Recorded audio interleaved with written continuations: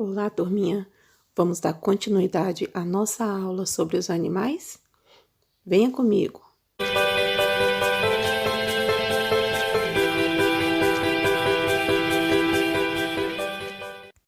Hoje nós vamos falar sobre os animais invertebrados. Os animais invertebrados não possuem crânio nem coluna vertebral.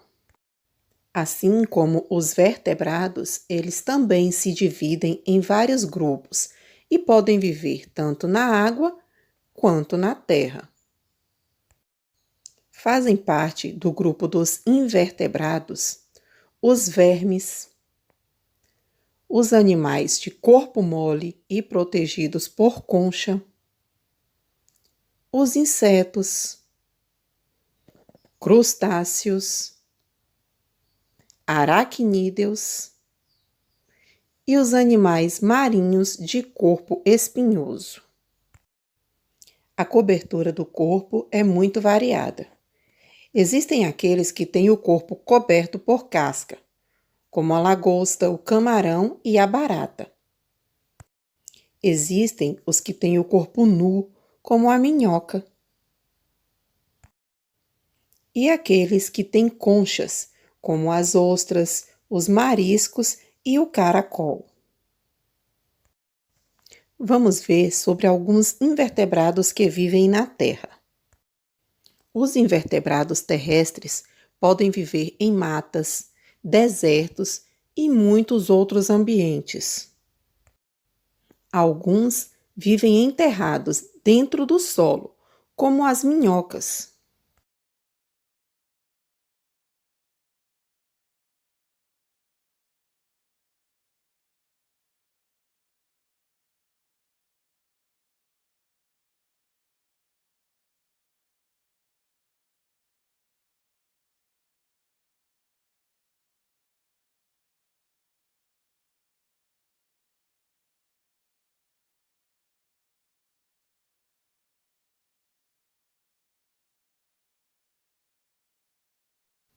Ou embaixo de pedras, como o tatuzinho de quintal.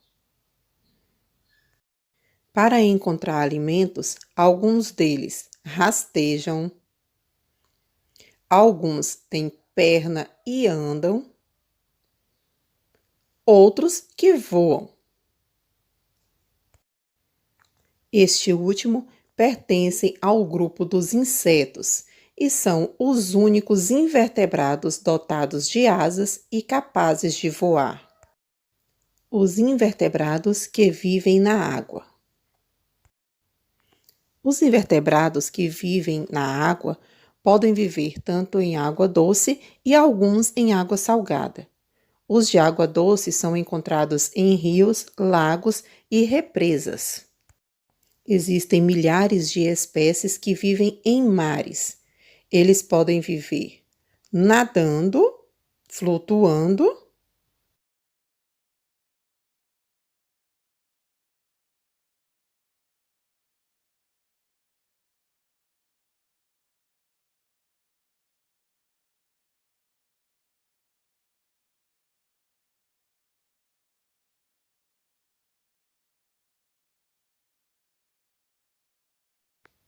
no fundo dos oceanos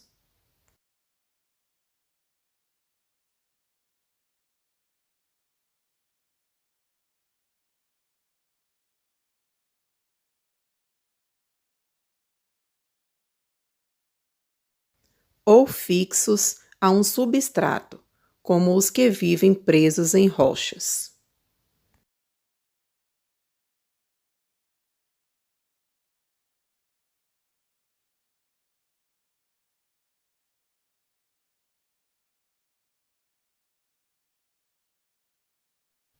Você sabia que muitos invertebrados que vivem na água são usados na alimentação? Vejam alguns exemplos.